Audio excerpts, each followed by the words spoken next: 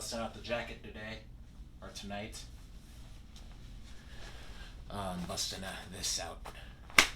Hi, my name is Mr. J3T, aka Big Sexy, aka Chocolate Thunder with a caramel swirl, aka Black Lightning with a peanut butter filling, aka the Man of the Century, aka what shall I say next? What would be my new what's my new nickname for today? Hmm.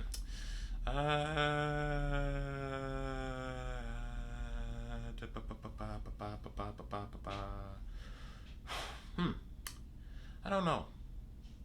I don't know what my name should be today. What my new nickname is, huh?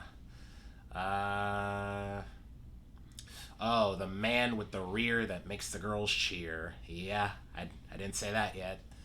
Yeah, that's my new one. I talk about movies, TV shows, video games, comic books, anime, graphic novels, all that good stuff. And today we're going to be looking at a episode, which is now being turned into a series called Hazbin Hotel. So recently I've been in a Hazbin Hotel mood, and I wanted to talk about it. So Hazbin Hotel, it takes place in hell, and it's about a girl named Charlie who just so happens to be the princess of hell. Like, she's the daughter of Satan. I almost said Spawn. Satan, and she opens up a hotel called the Happy Hotel, and which is basically it's basically a rehab center for demons, because according to her, inside every demon is a rainbow. So basically, she opened this rehab center for demons to try and rehabilitate demons, basically, and that's the story. That's the gist. That's the gist. Because there's only one episode out, the pilot, and it's on YouTube right now on a channel called Vivipop. So I'll be sure to link that into the description. So there's just one episode out. This creator, Vivipop, she's been working on this for like years. I believe she's been working on this for like 2, maybe even 3 years. It's been a long time, basically, and it finally came out, I believe, last year.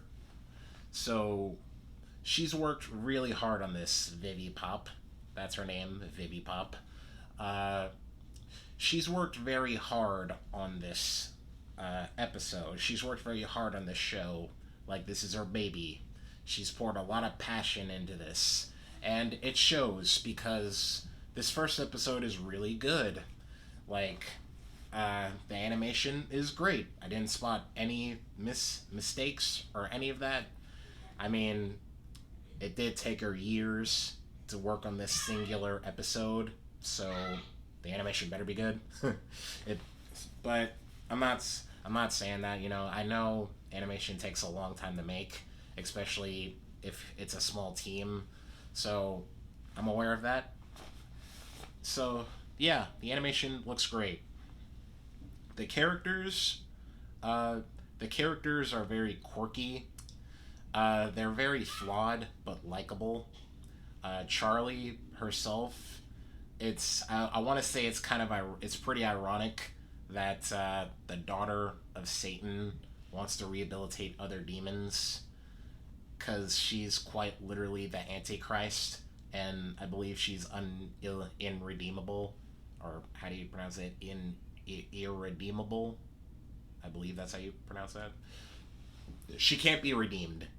She can't be redeemed, basically, because she's literally the Antichrist. So I'm gonna find it interesting how the Antichrist is gonna try and rehabilitate these actual demons, because don't forget, these are demons we're dealing with.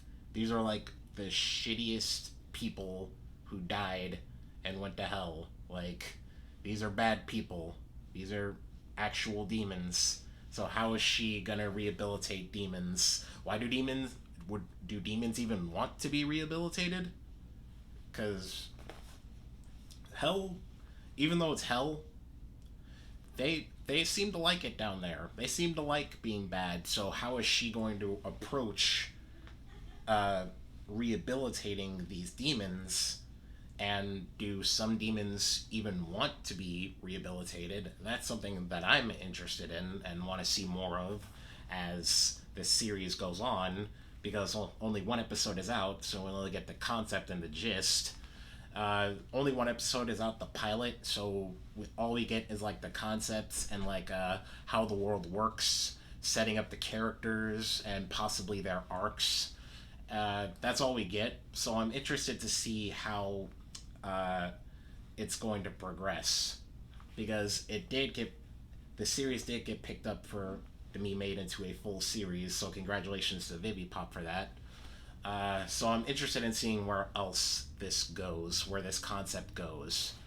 Uh, Charlie, she's pretty cool. You know, she's the best way I can describe her is a rated R version of Star Butterfly from Star versus the Forces of Evil. If any of you know that show, you know she's just this very happy, upbeat, optimistic character girl. But the difference is not the catch. The difference is that you know she's still a demon, so she isn't above swearing because she swears a lot in this singular episode alone. She doesn't swear as much as any of the other characters do, but she swears enough to where you know she you she's got a bit of a potty mouth on her. You know, she's got a bit of a sailor's mouth. Swears like a sailor. Yeah, she's got a little bit of that in her, and you know she's got a little bit of bite because there's one instance where she's on an interview with a news station, and you know the reporter lady's being a bitch to her, and Charlie, she straight up calls the reporter lady a bitch, and when the reporter lady comes at her to fight, Charlie actually fights. She fights back, you know, so that alone made me be like, okay, okay, I like you. You got some bite to you. I like you. So even though she is like that classic happy, optimistic character, she's still different enough to where you're like, okay, you know, she's not cliche. I like her. She's pretty cool. Her right hand woman, Vaggie, uh, she, like I said, she's a right hand woman. She's helping her uh, run the hotel basically, and you know she's cool too. We don't really get to see much of her, or we do, but we don't really get to see much of her personality or how she bounces off of the other characters. We only see a little bit of that. Sure, we see a little bit of that, but we don't get to see much. So, uh, but she's cool too. You know, I didn't really like her as much as the other characters, but she's cool. She's reliable. She's a loyal right hand woman, and lover, I guess, because yeah, Charlie and Vaggie are dating because you got to get that LGBTQ points. You got to get those points. But for real though, like this is representation done right because they don't mention it. It's implied. They don't even mention it at all. It's uh, they don't shove it down our throats basically, like some other shows or movies may do. They don't shove it down our throats, and I like that. So they're cute together. I like their dynamic, with Vaggie being the more serious one and Charlie being the happy, optimistic one. Uh, in fact, Vaggie is the realist, but Charlie is the optimistic. You know, I like their dynamic. They're cute. I like them. They're a cute little couple. They're a cute little demon couple. Uh, Now, the one character is named. Okay, so this character. So this character's name is Angel Dust, right? He's the first resident of the Happy Hotel, and Angel Dust is he's something called a an adult film star, and he's also something called a stripper and a hooker, a prostitute, which I know nothing about. I don't know what any of those things are because I'm a good little Christian boy that reads the Bible every night before I go to sleep. So I. Oh God. So yes, like I said, I can't even keep a straight face. Oh, why did I just say that lie? Uh, but anyway, like I said, he's an adult film star, and he's also gay. He's a gay adult film star. So, yep, he's the one. He's just taking it up the butt, basically, out here taking it up the butt, sucking some dick, doing all of that. He's like heavily into sex work. Basically, he's heavy into that world, and he is the first resident in the Happy Hotel. He says though that he's only there for a free room, but there's an animated music video called Addicted that may or say otherwise. So, who knows? But, Angel, sure, he may come off as like arrogant, narcissistic asshole, but throughout the episode, you kind of see that there may be a little more deep down underneath all of that. There may be a nice guy down there because when his friend Cherry Bomb is in a fight and he joins in to help her, the guy that they're fighting, Serpenius, who is like this one of the who was like this a demon spider demon thing, weird little spider demon guy. Uh, as Angel's friend Charlie is fighting him and he joins in, Serpenius is has a sneak attack behind them, right? Angel notices that, and he doesn't even think twice to push Cherry out the way. And when later on in the episode, when the interview didn't go well and nobody shows up to the Happy Hotel, Angel starts to mock, make fun. So make fun of the whole situation, make jokes about it, mocking Charlie basically. But once he realizes that Charlie is really sad about this, not only does he stop laughing and stop making jokes, he actually tries to comfort her before thinking twice and just leaving her alone. So, buried underneath all of that, there may be a decent guy. There may be a decent guy buried underneath all of that. Who knows? It's maybe that decent guy may be buried very, very down, deep down in all of that sex junk. But it's there. He may be there. So, yes, Angel Dust is fun though. He has like some of the funniest lines in this episode and some of the most outrageous lines in this episode. And he's there for a good laugh, Not only is he there for a laugh, he's also there. Sorry. Yeah, my phone's about to die. I'm recording this on my phone, and I just got a notification that it's on 20%, so sorry for that little pause there. Anyway, I'm gonna keep that in, why not? Anyway, so, I lost my train of thought, dang. Yeah, so, he's not only there because for a good laugh, he has a purpose. He's the first he's the first resident of the Happy Hotel. You also sympathize with his character more after you watch the Addicted music video. Because, yeah, Vivi Pop, not only is she out here making a whole TV show, she also thought, why not? Let's make an animated music video for one of my characters, because why not?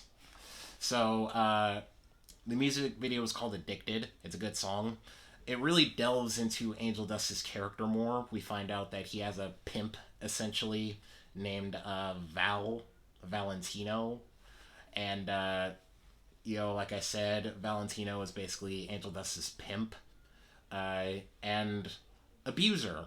because yeah, in the music video, Val sexually harasses Angel Dust. Like Val rapes him.